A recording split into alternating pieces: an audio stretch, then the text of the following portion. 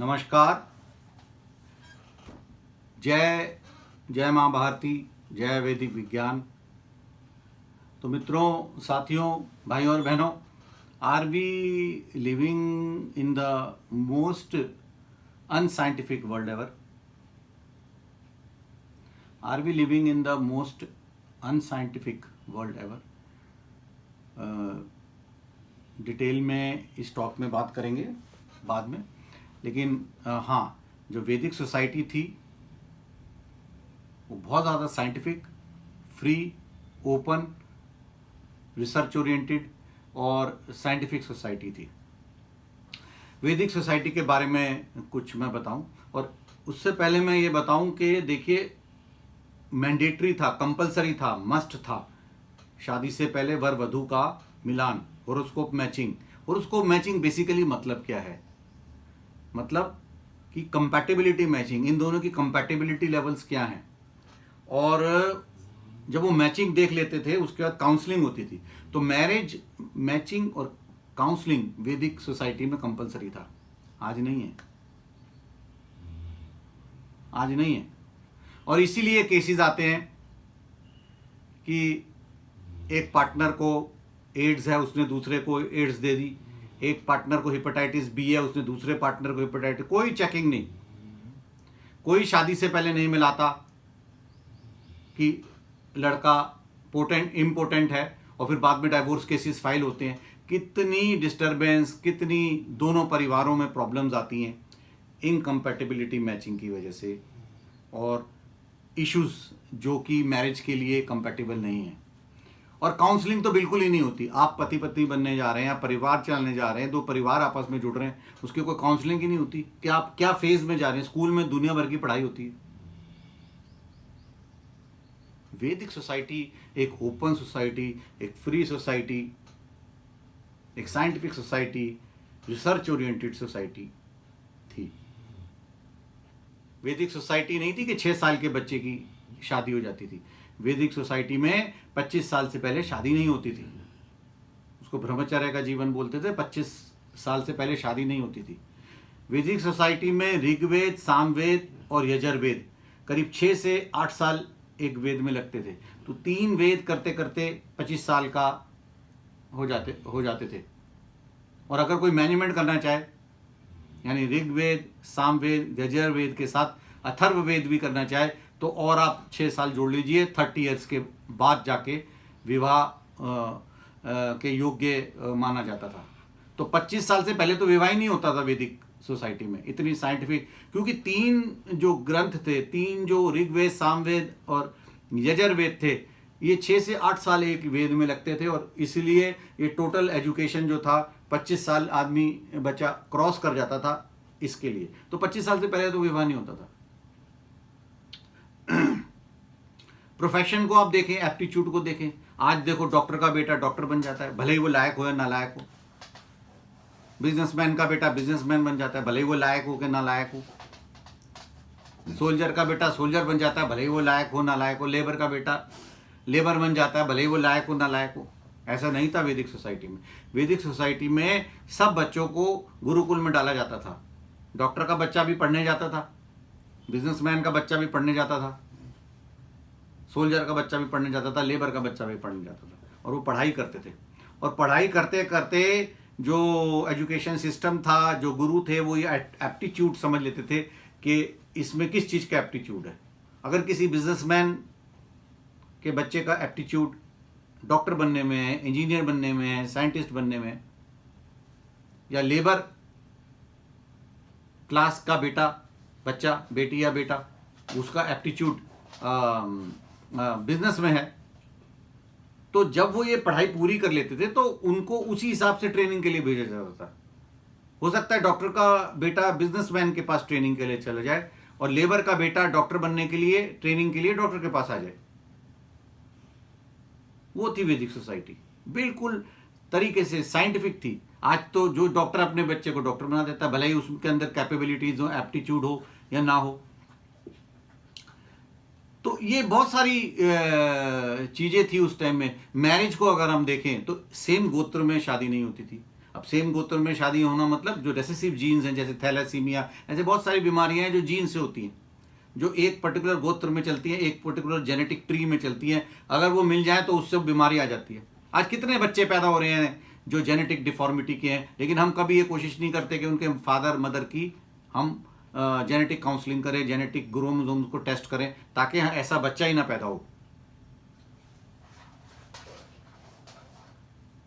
शादी होती है 6 महीने में, साल में, 2 साल में डिवोर्स के लिए अप्लाई कर दिया जाता है, क्योंकि लड़के को एड्स है या लड़की को हेपेटाइटिस है या बच्चा पैदा होता है तब पता चलता है। सिर्फ एक स्टेट ऐसा है, तमिलनाडु, जहां पे जब जयललिता चीफ मिनिस्टर थी, उन्होंने कानून बनाया कि शादी होने से पहले हर वर वधू का, हर ब्राइड और ब्राइड ग्रूम का हेपेटाइटिस बी चेक होगा, एड्स का चेकिंग होगी, और रेसेसिव जीन्स जो थैलेसीमिया करते हैं और सिमिलर टाइप की चेकिंग होगी। वो सर्टिफिकेट मिलेगा तब उनको अलाउ करा जाएगा शादी करना। ये सिर्फ तमिलनाडु में।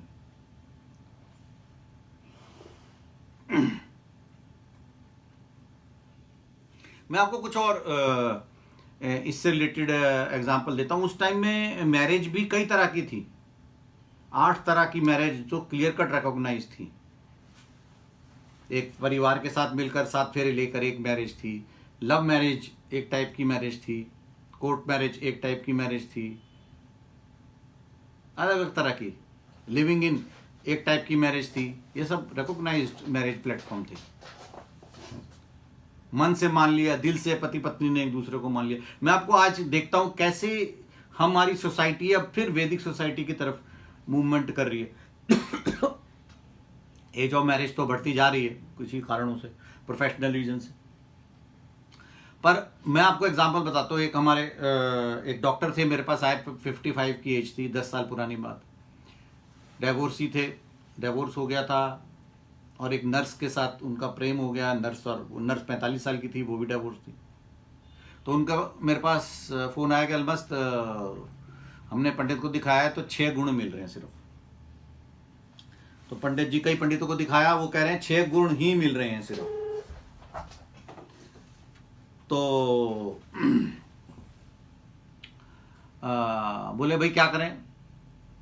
तो मैंने वो और उसको स्टडी करी, तो फ्रेंडशिप वाले जो गुण थे, दोस्ती वाले, मैंने उनको समझाया। मैंने कहा सर आप 55 के, मैडम 45 की, अब आपने को कुश्ती तो लड़नी नहीं है, अब तो सुबह के टाइम बैठ के एक दूसरे को चाय पिलानी है, बातें करनी है। इस वक्त सबसे इम्पॉर्टेंट आपकी रिक्वायरमेंट है फ्रेंडशिप की। अगर फ्रेंडशिप के 5 पॉइंट, मैत्री के आपके 5.515 मिलते हैं, आप 55 के हो। ये जो रूल्स रेगुलेशन बनते हैं, इनको अलग अलग सिचुएशंस में अलग अलग तरीके से इंटरप्रेट और अप्लाई करा जाता है। जनरलाइज नहीं है सिस्टम। 25 साल की शादी में अलग सिस्टम लगेगा, 55 साल की शादी में अलग सिस्टम लगेगा। आज 10 साल हो गई उनकी शादी के, इज हैप्पीली मैरिड। 5 गुण मिलते थे सिर्फ फ्रेंडशिप वाले, 6 गुण एक पॉइंट था। अभी एक और केस आया, एक लेडी अपने बच्चे को पब्लिक स्कूल में एडमिशन कराने गई, तो उन्होंने उनके फादर का नाम पूछा, तो बोली मैं नहीं बताती, मेरे नाम से रजिस्टर करो बच्चे को स्कूल में। स्कूल ने मना कर दिया। She went to Delhi high court. उन्हें दिल्ली हाई कोर्ट में जज ने पूछा भाई आप फादर का नाम क्यों नहीं बताना चाहते। बोले देखिए ये प्रेम विवाह हमारा हुआ है, कोई रजिस्टर ही नहीं करी, मैंने दिल से उनको पति माना है, उन्होंने दिल से मुझे पत्नी माना है, और ये बच्चा जो है ये हमारे प्रेम विवाह की संतान है। और वो मेरे जो हस्बैंड हैं वो मैरिड हैं, ऑफिशियली सोशली मैरिड है, और उनके बच्चे, मैं उनकी पर्सनल लाइफ नहीं चाहती कि डिसरप्ट हो जाए। हमारा प्रेम है, हमने प्रेम में बच्चे को पैदा करा, और मैं नहीं चाहती कि दुनिया के सामने वो बदनाम हो, मैं नहीं चाहती कि उसके परिवार में कोई कलह हो, कोई झगड़ा हो। मैं अपने नाम से अपने बच्चे को रजिस्टर पढ़ाने में पालन पोषण करूंगी। तो हाई कोर्ट ने जजमेंट पास करी कि स्कूल को उस बच्चे को लेना पड़ेगा। दोनों माँ बाप के होने की जरूरत नहीं है। अगर माँ जाके बोलती है मेरा बच्चा है एडमिशन, तो एडमिशन करनी पड़ेगी उसको, भले ही वो फादर का नाम ना बताना चाहे। तो हम सोसाइटी या प्रेम विवाह को भी रिकॉग्निशन दे रही है, कोर्ट्स रिकॉग्निशन दे रहे हैं। हम मूव कर रहे हैं एक ओपन सोसाइटी, एक फ्री सोसाइटी, एक साइंटिफिक सोसाइटी, एक रिसर्च सोसाइटी, तो वैदिक सोसाइटी।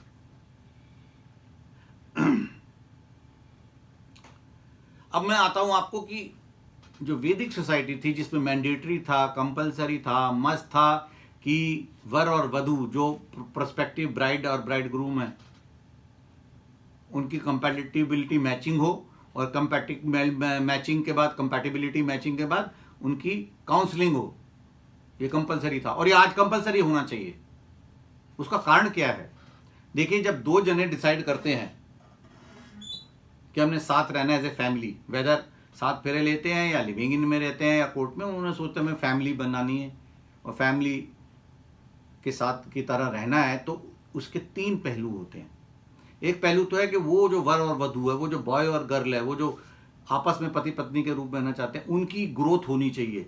इस दुनिया में आए हैं, वेद कहते हैं दो ग्रोथ होती है, मटेरियल ग्रोथ और स्पिरिचुअल ग्रोथ। यानी पैसा भी कमाना सीखें, पैसे को भी हम बढ़ाने में एक दूसरे की मदद करें, और जीवन को जानने के लिए भी मदद करें, स्पिरिचुअल ग्रोथ के लिए भी मदद करें, हमारे पर्पज ऑफ लाइफ के लिए भी मदद करें एक दूसरे को।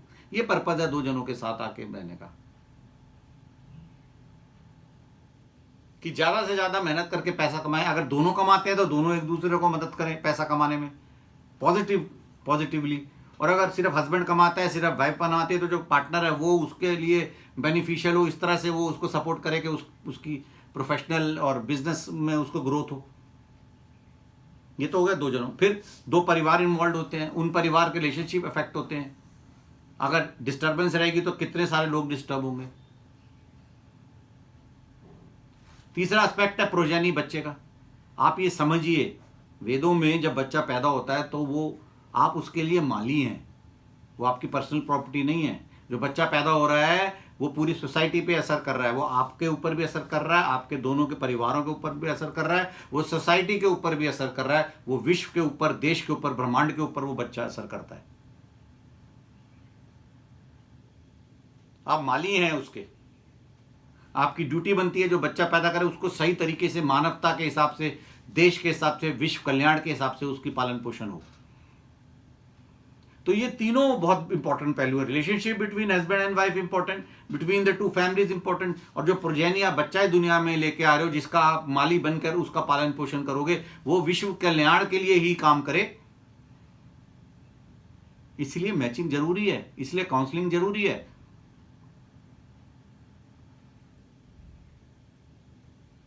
अब मैं आपको बताता हूं, जब वैदिक काल में जब ये मैचिंग होती थी, मैरिज मैचिंग, और उसको मैचिंग उसका एक पार्ट था, तो उसमें ये जो चीज़ें इन्वॉल्व होती थी, वो मैं आपको पॉइंट नंबर 1 था गण मिलान, यानी 36 गण में कितने गण मिलते हैं वो मैं डिटेल में आपको बताऊंगा।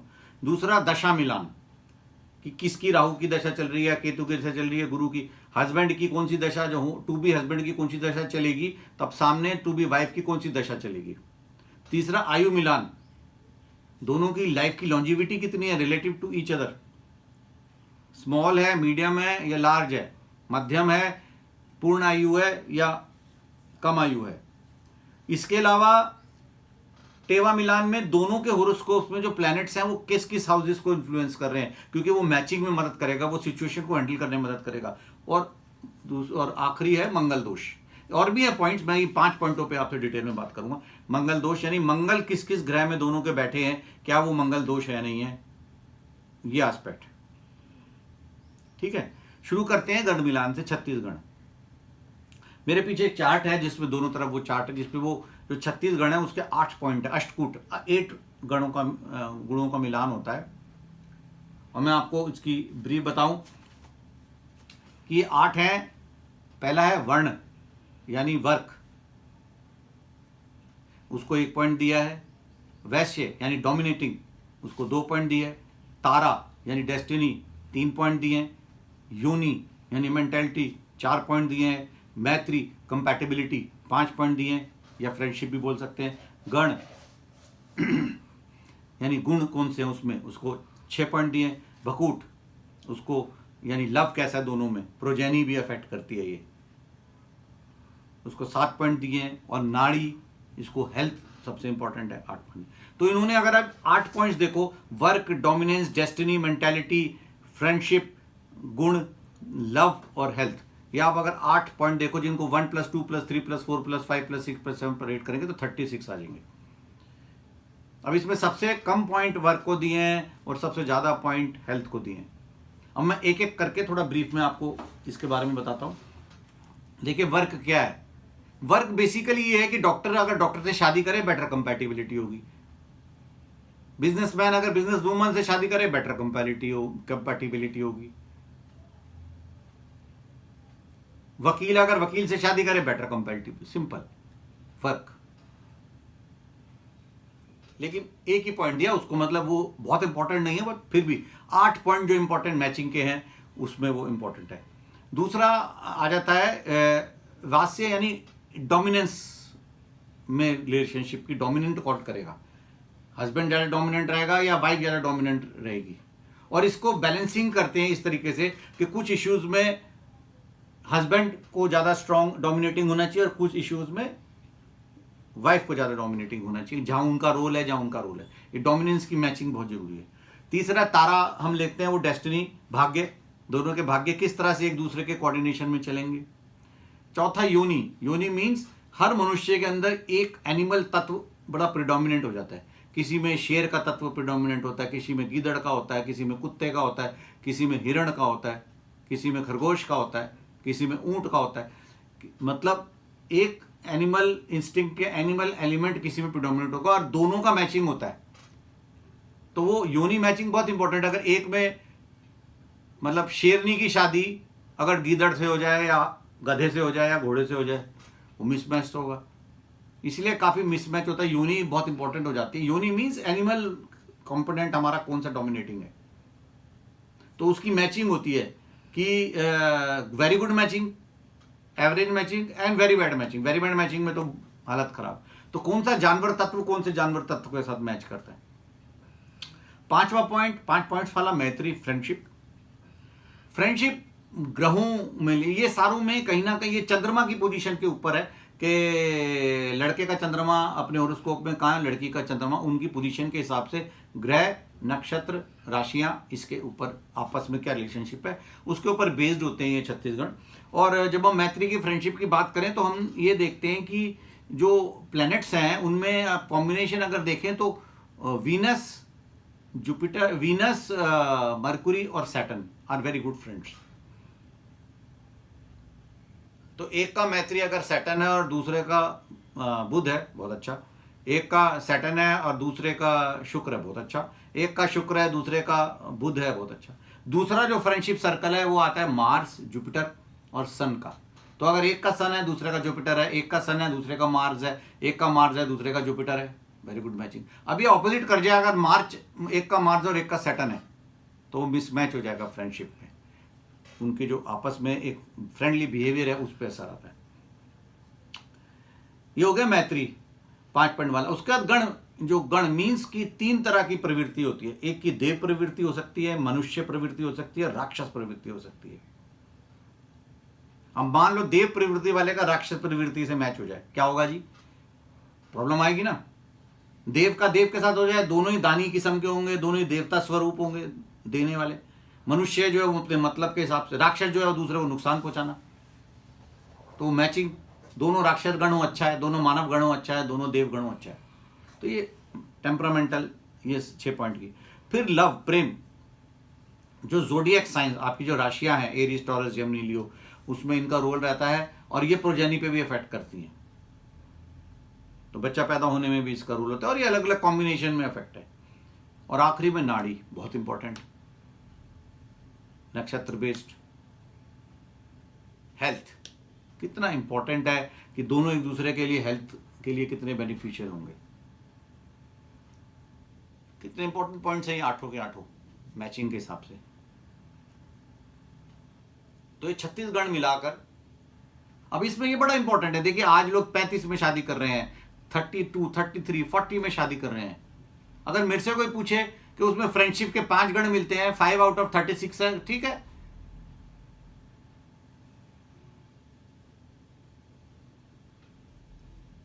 तो हमको ये इंडिविजुअल, ये एक एस्पेक्ट है छत्तीसगढ़, ये सब कुछ नहीं है कि जो 15 गण मिल रहे हैं कैंसिल, या 30 गण मिल रहे हैं मजा आ गया। 30 गण वालों को कितने डिवोर्स होंगे आप देख लो। 28 गण मिलते थे, 36 में थे, दुनिया भर के डिवोर्स हो रहे हैं। ये अकेला नहीं है, ये एक एस्पेक्ट है छत्तीसगढ़ का। तो ये टेम्परामेंटली आपको समझना, और ये पंडित जी को या जो भी आपका एस्ट्रोलॉजिकल मैरिज वो समझे और आपको समझाए, जब लड़का लड़की आपस में बैठ के, उसको काउंसलिंग बोलते हैं।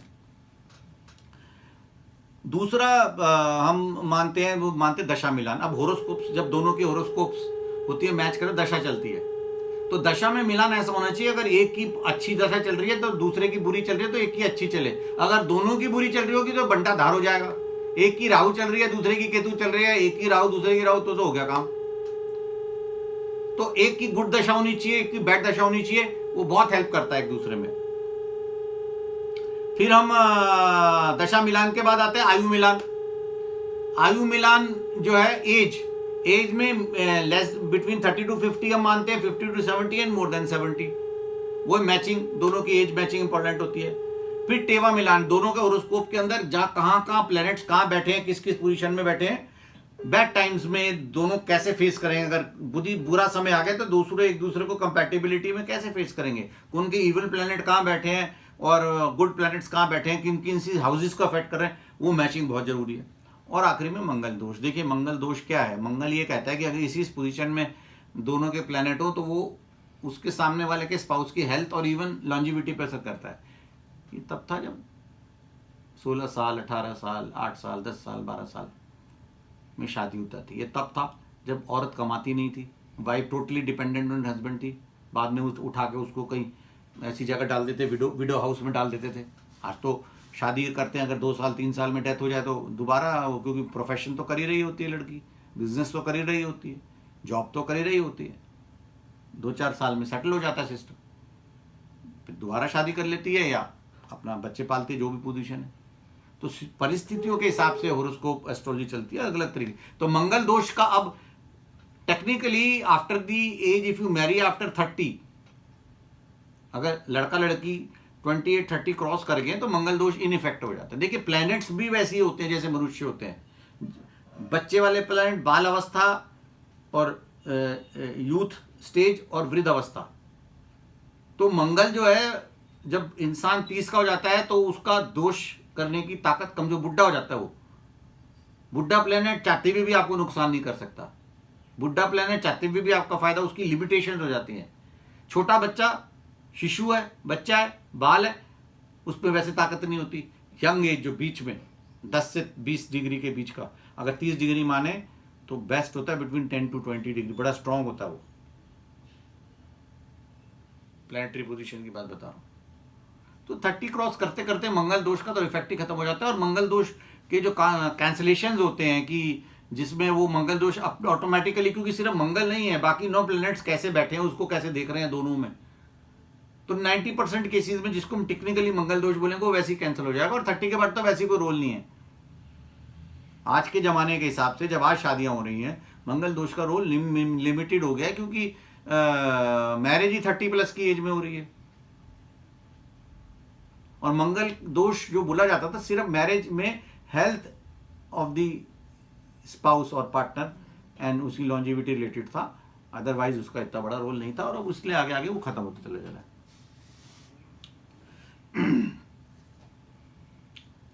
तो देखिए कितना इंपॉर्टेंट है ये।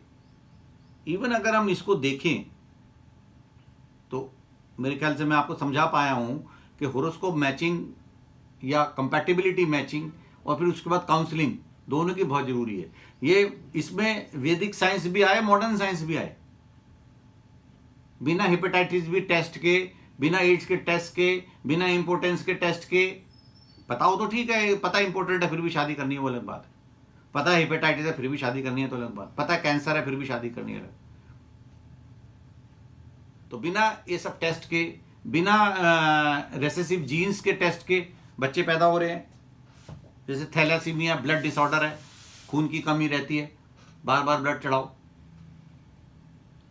तो दोस्तों इसलिए हमारा मानना है कि जैसे वैदिक काल में शादी से पहले, चाहे वो लिविंग इन है, चाहे वो प्रेम विवाह है, चाहे वो 7 फेरों के ब्रह्म विवाह जिसे बोलते हैं वो है, परिवार वाले मिलकर, उससे पहले कृपा करके जो पति पत्नी होने जा रहे हैं वो अपने मैचिंग कराएं। मॉडर्न साइंस की मैचिंग भी और वैदिक साइंस की मैचिंग भी, समझें एक दूसरे को कि हमारे क्या चीज़ हमारे अंदर स्ट्रेंथ क्या, हमारे अंदर वीकनेसेस क्या है। और हमारा पर्पस ऑफ मैरिज यही है कि हम दोनों फाइनेंशियली भी ग्रो करें, स्पिरिचुअली भी ग्रो करें, हमारे परिवार भी दोनों ग्रो करें, और जो बच्चा है वो एक अच्छा बच्चा बने, संसार के लिए कुछ अच्छे कर्म करे। इसको मायने में रखते हुए कंपलसरी होना चाहिए, जो वैदिक काल में था, कि शादी से पहले या लिविंग इन से पहले या बच्चा पैदा करने से पहले दोनों की, हस्बैंड वाइफ की कंपैटिबिलिटी और counselling should be made compulsory. जय माँ भारती, जय वैदिक विज्ञान, नमस्कार।